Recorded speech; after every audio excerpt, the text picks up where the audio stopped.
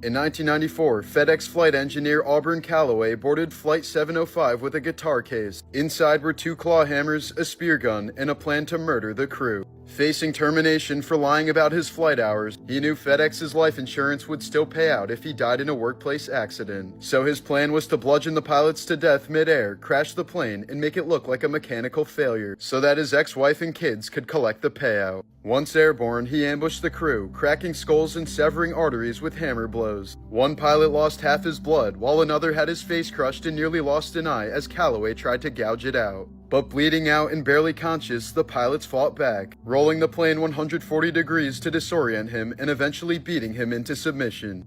When paramedics boarded, they found the rear of the cockpit drenched in blood. Calloway was sentenced to life in prison without parole, and none of the pilots ever flew commercially again.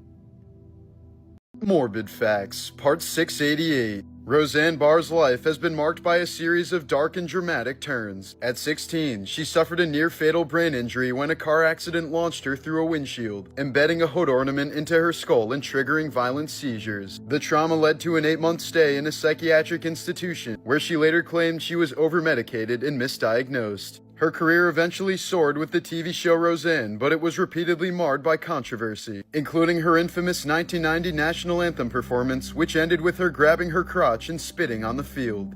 Diagnosed with dissociative identity disorder, Roseanne has spoken openly about living with multiple personalities and the lingering effects of severe childhood trauma. In 2018, her career came crashing down after she posted a racist tweet that sparked nationwide backlash. ABC canceled her sitcom reboot within hours, and the network continued the show without her, writing her character off with a fatal opioid overdose in The Conners.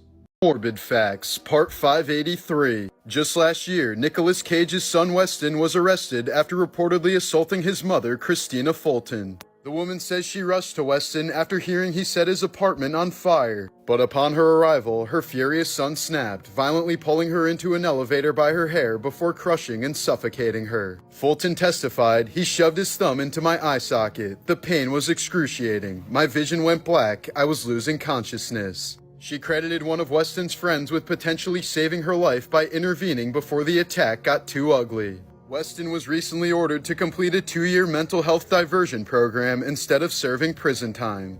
In 2007, a man named Shannon Wisnant bought a storage unit at an auction in North Carolina, only to find a severed human leg when he opened the grill inside. He reported this to authorities, but soon decided he wanted to keep the leg and turn it into a money-making Halloween display for adults and children to pay to see. However, the man who the limb once belonged to caught wind of the story and said it was his own amputated leg that he lost in a plane crash and wanted to be buried with someday. After a long custody battle, the leg was eventually returned to its original owner.